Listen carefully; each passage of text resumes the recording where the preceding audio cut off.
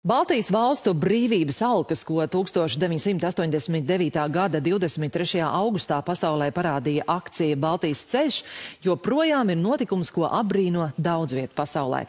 Un daudzās valstīs, kur mīt latvieši, šomēnes jau notikuši vai vēl tikai notiks dažādi pasākumi, atceroties Baltijas ceļu un atgādinot, cik augstu cenu par neatkarību šodien maksā Ukraina. Sadarbībā ar latvieši.com stāsta Ilze Kalve. Dziedot Daugavas abas malas, simbolisku Baltijas ceļu izveidojuši Kanādas Tērvetes 3x3 nometnes dalībnieki.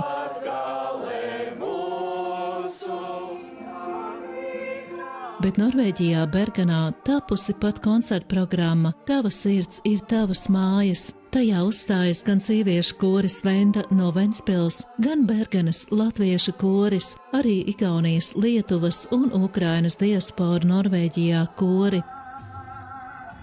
Bergenas bibliotekā varēja noskatīties dokumentālo filmu Baltijas brīvības ceļš, kā arī piedalīties diskusijā par atmodas laika notikumiem.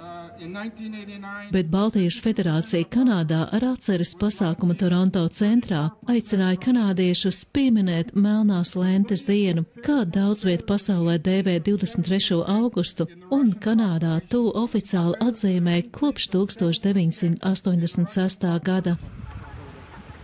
Savukārt otrā pasaules malā, Austrālijā, Darvinā, baltieši pulcējās, lai kopīgi pieminētu gan atmodu, gan runātu par pašreizējo situāciju Ukrainā. Mēs atbalstām ukraiņus, kuri cīnās pret Krievu agresiju.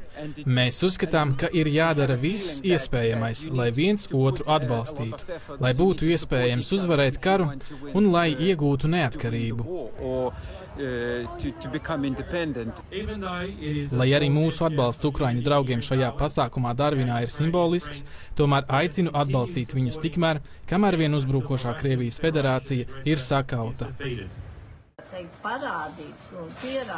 Un kā sarunāja latvieši.com, saka rakstniece Helju Ralbringa, Baltijas ceļš parādīja un pierādīja visai pasaulē, ka 3 Baltijas valstis var būt kopā, un ka nav tā, ka viena cīnās un otra tur kaut ko čubinās.